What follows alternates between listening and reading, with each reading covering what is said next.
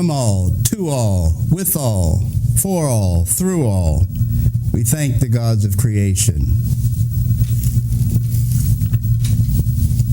We thank the ancestors. We thank the forces of nature.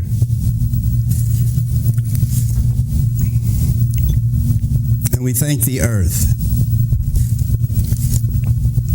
We thank them for their direction, their protection, their guidance, for keeping us, showing us, allowing us to know and enjoy life to its fullest, now and later. Black people who once loved with the slow march of time. Time was ours to hold in the soft, love-warm chambers of our hearts. And was we, the Afro mommies and daddies of a sun world, would turn our strands of hair into antennas to tune in the juju madness and syncopated love rhythms of Africa. And we loved with time, and we took the time to love, and with the right time we loved, and we loved time after time. Will we ever love again? Will we ever love again? Will we really ever love again? Or will we just sit and rot away with the brighter tomorrows in the skag field, rat-cluttered halls of our minds? Black people, what y'all gonna do? Black people, what y'all gonna do? Will the real black people please stand up?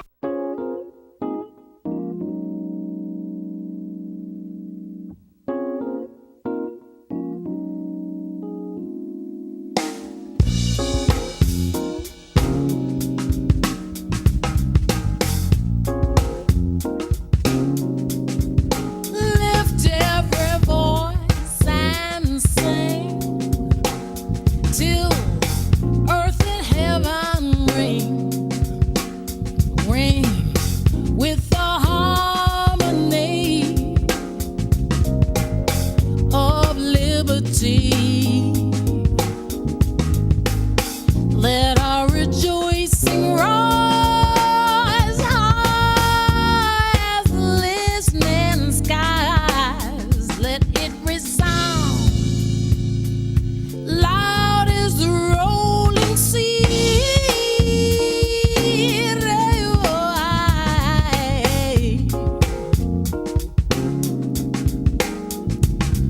Sing a song full of the faith that the dark past has taught us. Sing a song full of the hope that the present has brought us, facing the right.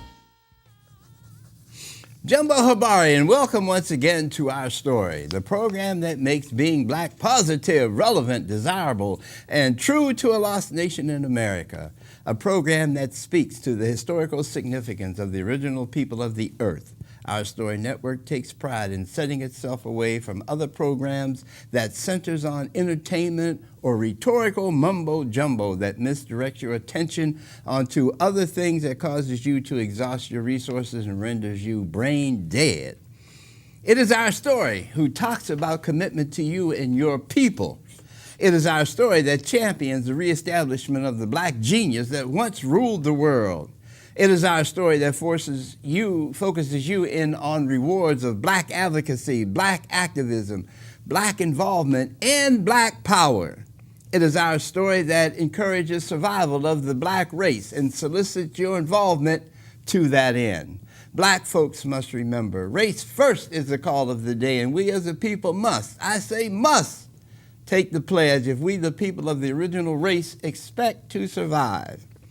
As I take the many lessons I have received over the years and reflect upon them by sharing these lessons with my brothers and sisters, I realize the power that we as a people possess for the most part has gone unnoticed. The masses of black folk who have been rendered lost and disenfranchised from the meaning and mission our creators intended for us to embrace is all but depleted. It is because of the mission and meaning of the life of our ancestors that I realize how blessed as black people we really are. What fascinates me are the many gifts I have been granted, which allows me to distribute the information onward to you. As always, that message begins and ends with the importance of blackness. Say it loud, I'm black and I'm proud. I'm black and I'm proud. Greetings, friends, comrades, family, the inquisitive onlookers, and our beloved viewers. Welcome, welcome, and welcome. As the new European year unfolds, surprises reveal themselves. I think many of the people who voted for Donald Trump are questioning themselves if what they did was a good idea. The past weekend has many people saying Trump is out of control, while many are hailing him for his steadfast reasoning and his stiff upper lip. I, for one, commend Donald J. Trump for his quick wit and his valiant fortitude for banning immigrants while en route to America.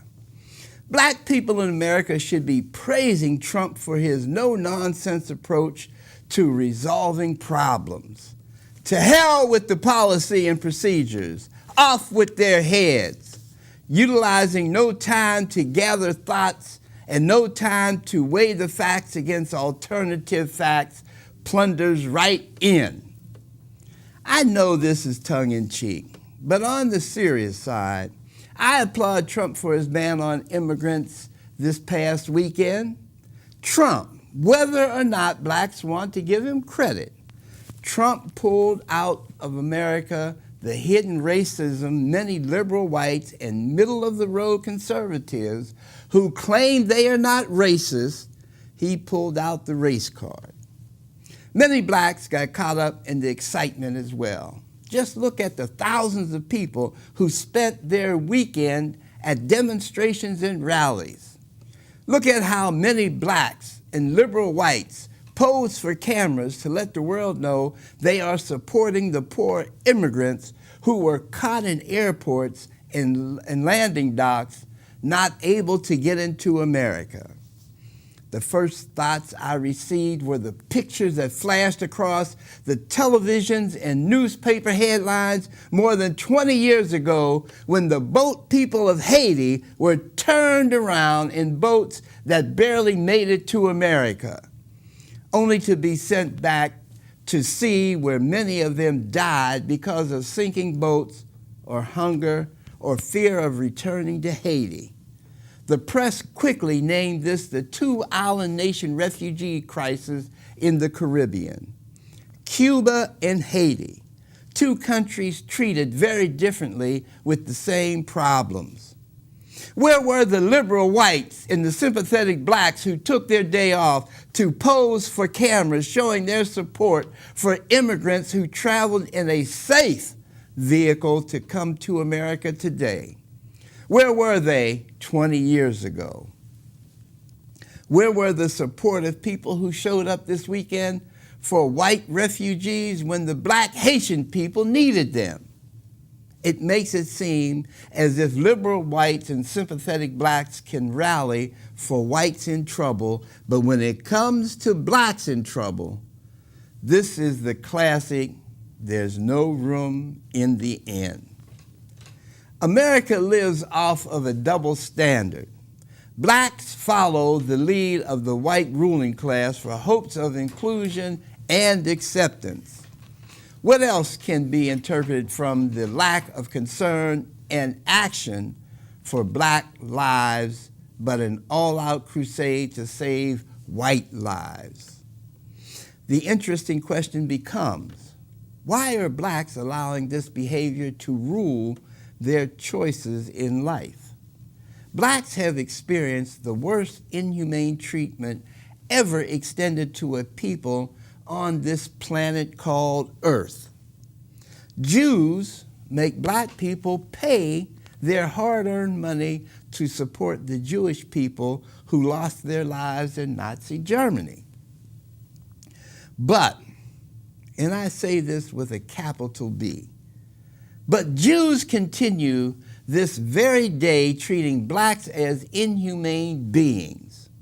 The Jewish thief of entertainment dollars, the thief of black land, even as we speak, happening on the mainland of Africa.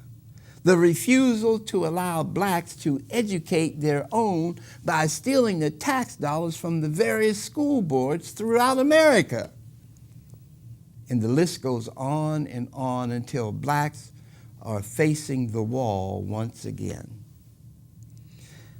I purposely did not mention the cultural aspects Jews stole from black people of the earth, only to use this stolen culture as the Jewish very own culture.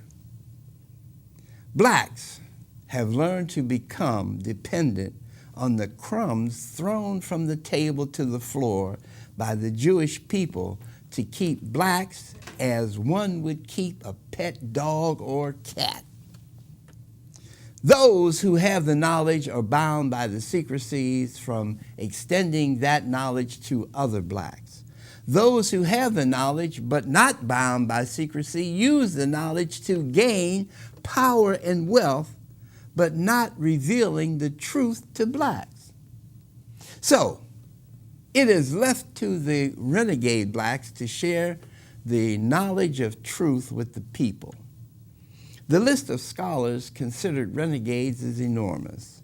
The problem is the controlling Jewish media suppresses the knowledge and creates their hand-picked representatives to deliver the words without wisdom, causing blacks and whites alike to embrace the lie that keeps the knowledge from getting out.